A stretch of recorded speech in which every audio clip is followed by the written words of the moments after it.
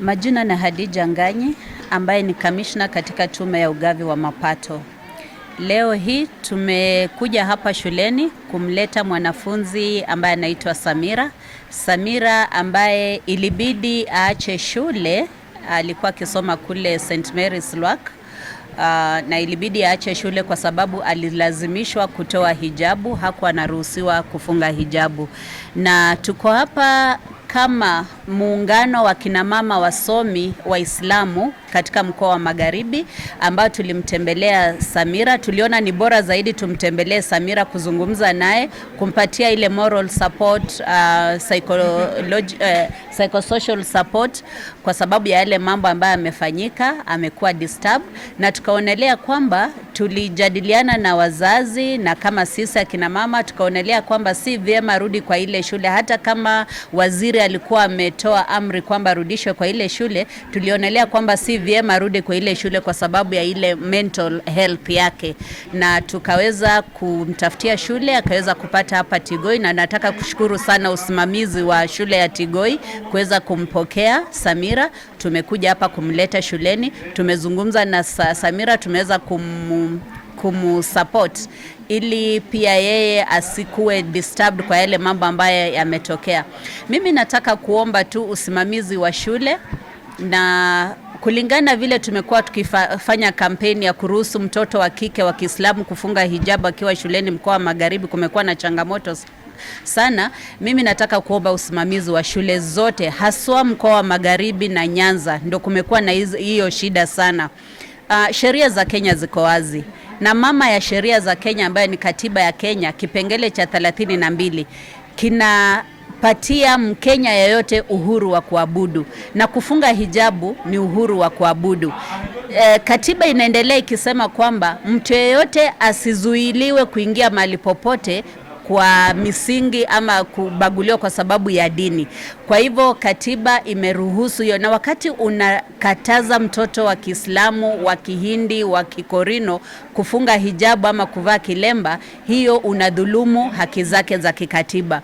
The Basic Act 2013, sheria ambayo ilipitishwa bungeni, inalinda mwanafunzi, inatoa mwongozo na inalinda mwanafunzi yeyote asiweze kubaguliwa katika taasisi ya shule.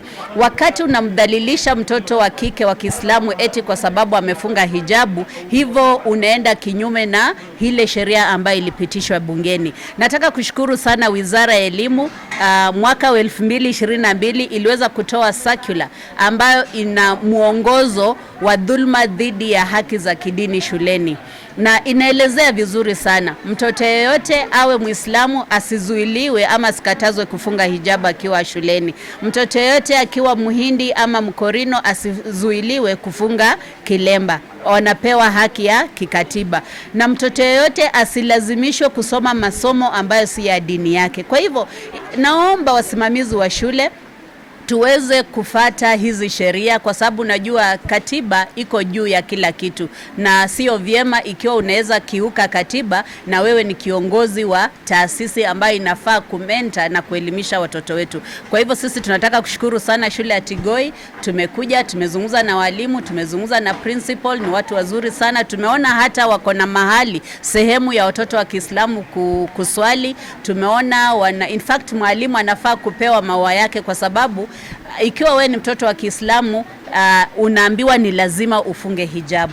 Na pia mimi nataka tu kuwaomba wazazi Waislamu kuwarai kwamba wakati unapeleka mtoto shuleni na ukiambiwa kwamba uniform ya shule mtoto afunge hijabu ya white, usilete mtoto na hijabu ya black ama hijabu ya green, kwa sababu hiyo pia imekuwa ikichangia watoto kuzuiwa kufunga hijabu. Kwa hivyo wazazi pia sisi, wakati tunapewa nafasi watoto wetu kufunga hijabu, tuangalie kama tumeambiwa hijabu ni ya white, patia mtoto hijabu ya white kuja nayo shule. Na pia nataka kumpongeza Samira. Mimi wakati niliona Samira niliona kiongozi ndani yake, na who knows, anaweza kuwa our next UN Secretary General kama Anti Baijuka.